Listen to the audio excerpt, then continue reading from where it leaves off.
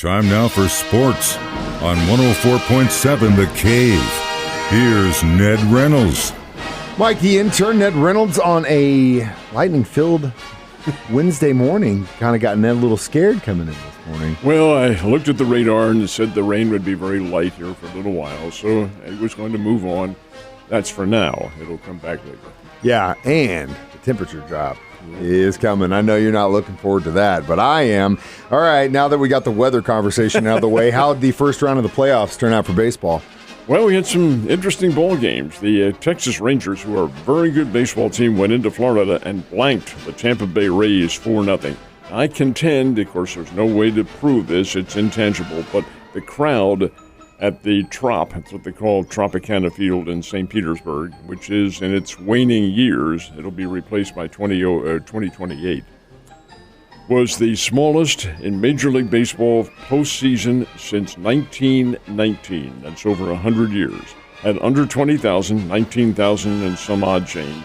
And I think that really may have affected the Tampa Bay Ball Club because they came out, looked flat, and the Texas Rangers beat them by a score of 4-0. Well, maybe they can improve upon that today. We'll find out. Minnesota Twins, Toronto Blue Jays playing at Target Field in Minneapolis. And a kid named Royce Lewis. He is 24 years old. He has been with the Twins all season long. Not an unknown. Top player in the minor leagues in the state of California. He was California's Player of the Year several years ago in high school. Committed to Cal Irvine, but stayed in the minor league system. Became the third player in postseason history to hit back-to-back home runs in his first two at-bats. And the Minnesota Twins won. Even more significant, that broke for Minnesota an 18-game postseason losing streak. 3-1 beat the Toronto Blue Jays. Milwaukee Brewers and the Arizona Diamondbacks. Milwaukee got off to a 3-0 lead and blew it. Arizona Diamondbacks win by a score of 6-3. This is a surprise because Corbin Burns is on the hill for Milwaukee, and he's one of their best pitchers. Then to go belly up like that hurts. Then Philadelphia and Miami playing in Philadelphia. Is there any more raucous crowd than Philadelphia when their teams, be it the Phillies, be it the Eagles, be it the 76ers, be it the Philadelphia Flyers, when they're in contention, those crowds get rowdy as heck. And that was the case last night, full house, and Philadelphia beat Miami by a score of 4-1. 4 more games today, and the winners from last night, if they win again today, it's all over that series and they advance. Don't party too hard if your Phillies make it through, my guy. Speaking of baseball, there is a bunch of pretty good players that are going to be on the trade market soon. More specifically, a very good baseball player. You think the Cardinals are going to make a move? Well, it's interesting you mentioned that. He is a big name. His name is Juan Soto from the San Diego Padres. San Diego made a big deal last year acquiring him from the Washington Nationals, and he's a good player. But it didn't help them at all. San Diego faltered down the stretch and didn't play well. He's getting a lot of money. The Padres wish to, they want to unload that salary somewhere along the line. So they're going to put him on the market according to all the rumors. Should the Cardinals go after him? I don't think they should, but that's a personal opinion. I have to remember now, Mike Goldschmidt is a free agent after this year, and he is 37 years old, or will be this season. Okay. He's getting up there long in tooth. Soto's a kid. He's, 24, 25 years old, can hit the long ball, has home run power. The Padres spent beaucoup bucks to get him from Washington. Really a dynamic force. But the Cardinals need pitching. They don't need offense. And I think they would be not wise to go after Juan Soto. But we'll see how, if in fact that does take place, if they put him on the market. But then I'm sure they will. I would be surprised if the Cardinals go after him. I hope they don't. If he's not pitching, there's no reason for them to go after anybody outside of that. Now, Guardians, they're looking for a new manager, aren't they?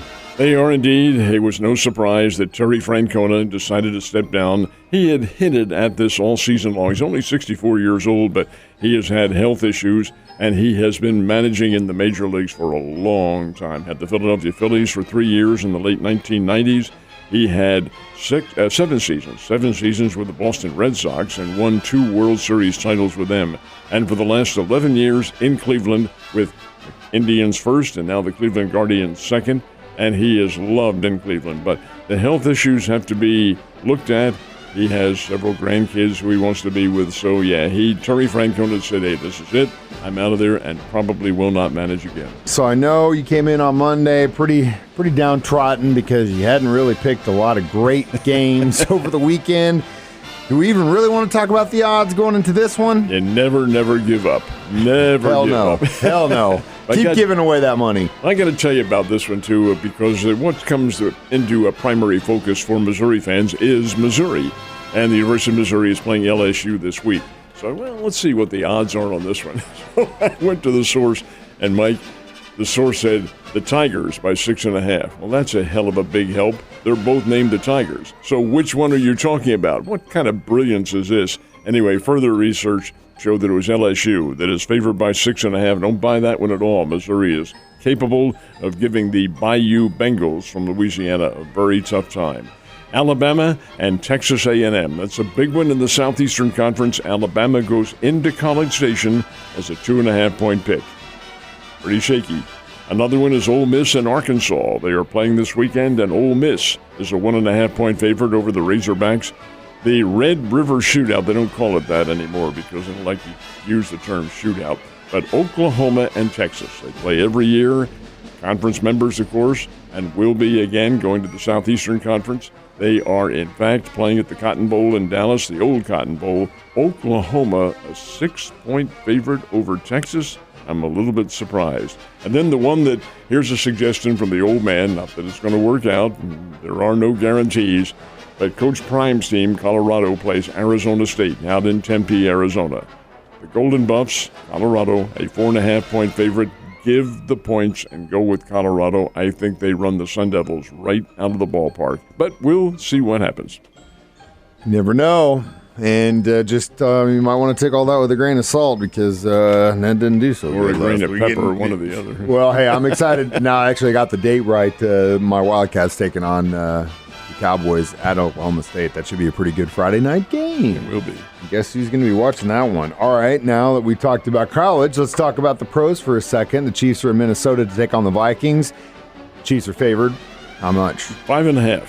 Kansas City gets a nod of 5.5 in this one. I'm a little surprised that the margin is that small. I thought it would be a lot larger than that. Minnesota, here's the difference between the Vikings and the New York Jets of last week. New York Jets can play defense. Minnesota can't. But Minnesota can score. They have Kirk Cousins and a bevy of wide receivers, good running backs on their team. They can put points on the board.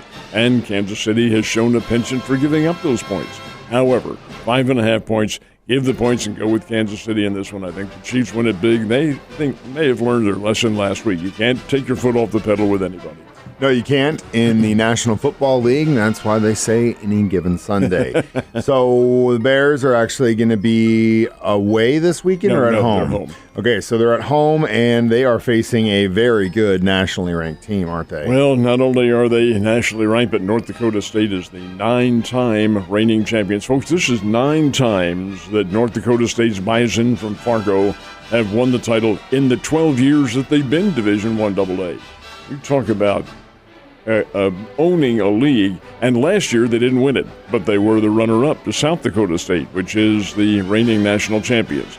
Anyway, North Dakota State coming into Springfield off a very rare loss. They are still ranked 8th in America in Division I AA, or FCS as they call it, but watch out, this team is pretty doggone good. As a matter of fact, when you take a look at the top 25 1AA teams in America, 5 of them are from the Missouri Valley Conference. No, Missouri State's not one of them, but who knows? I think the Bears are getting better and gave nationally ranked Southern Illinois a pretty good battle last week. And I think the Bears are capable of coming on and playing some pretty good football. That is at 2 o'clock coming up on Saturday afternoon. I know you'll be doing some tailgating, so I'll be looking for you out across the parking lot. Maybe cold tailgating. Yeah, that's fine. I'll bring you a blanket. Don't you worry about that. And you have a good day. I'll see you tomorrow.